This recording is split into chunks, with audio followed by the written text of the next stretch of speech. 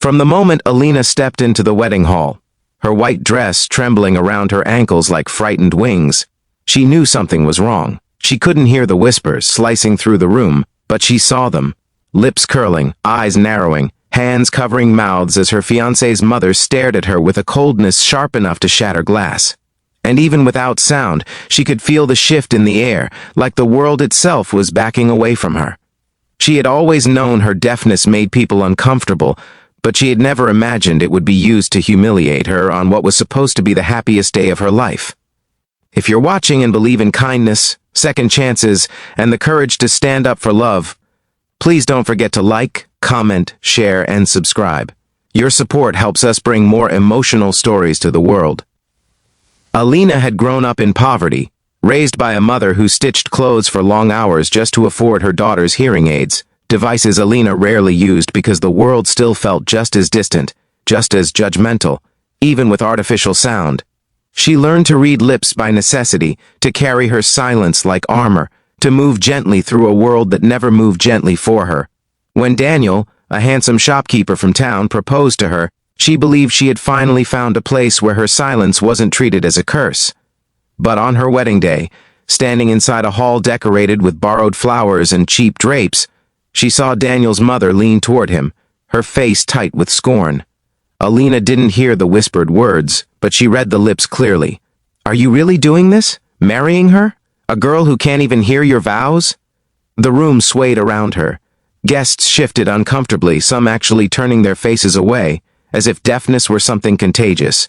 And then Daniel, her Daniel, the man who had held her hands and told her she was precious, stepped back from her slightly. His eyes darted everywhere, avoiding hers, avoiding the truth he was about to speak. Alina stood frozen. The officiant's mouth opened and closed like a silent movie. Daniel's mother's lips formed words dripping with venom. "She can't give you a proper home, can't be a proper wife. She's broken, broken." The word cracked inside her like a stone through glass. Then Daniel said something. She saw it on his lips, the words she had prayed she would never see. "Maybe we should stop." Her lungs tightened as the world blurred.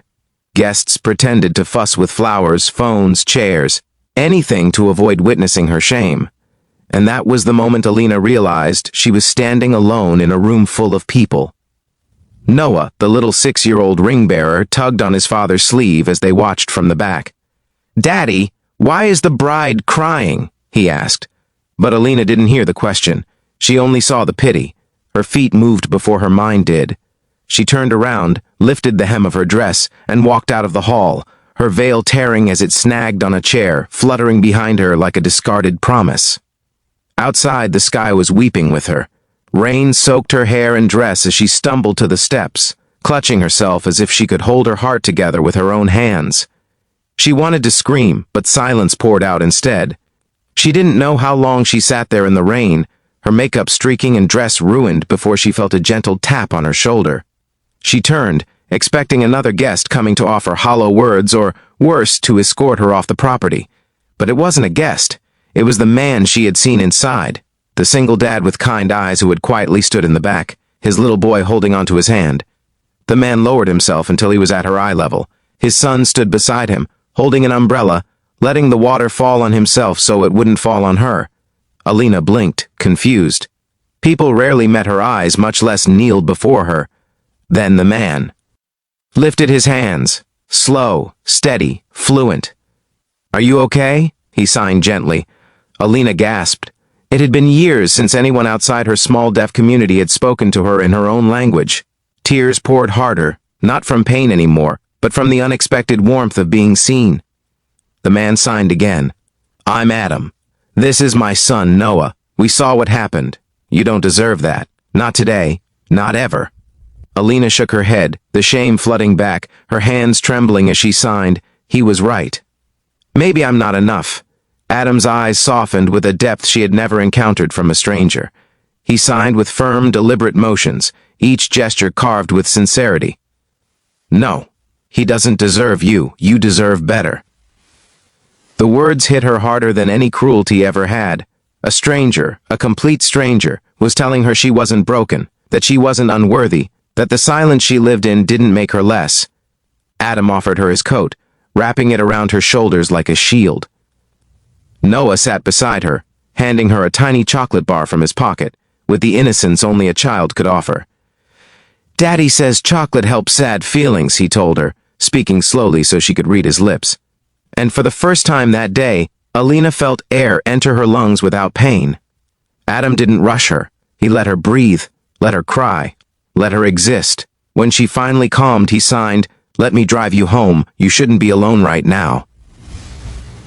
On the drive, Alina learned through signs and written notes that Adam had once been married to a deaf woman.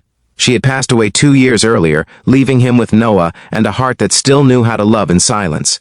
He signed fluently because he had learned for his wife, not because he had to, but because he had wanted to speak to her in the language that held her world together. Alina looked at him, amazed. There was no pity in his eyes, only understanding. When they reached her small home, her mother burst into tears at the sight of her ruined dress. But Adam stood firm and explained everything, using signs for Alina and words for her mother, making sure she understood it was not her daughter who failed the wedding, it was the groom who failed her daughter. Days passed, but Adam didn't disappear. He checked in, brought groceries, helped her mother fix the cracked wall of their house, taught Noah little signs so he could greet Alina properly.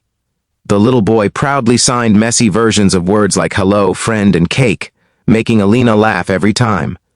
Slowly, she found herself healing, not because someone saved her, but because someone saw her worth when she herself couldn't. One evening, Adam invited Alina and her mother for dinner at a small lakeside picnic he arranged. Lanterns flickered in the soft dusk, and Noah ran around chasing fireflies while laughing wildly. As they ate, Adam looked at her with a seriousness she hadn't seen before. He signed, "There's something I want you to know." Her heart fluttered. What they did to you was cruel, but it didn't define you. You walked out with dignity. That strength, it inspired me.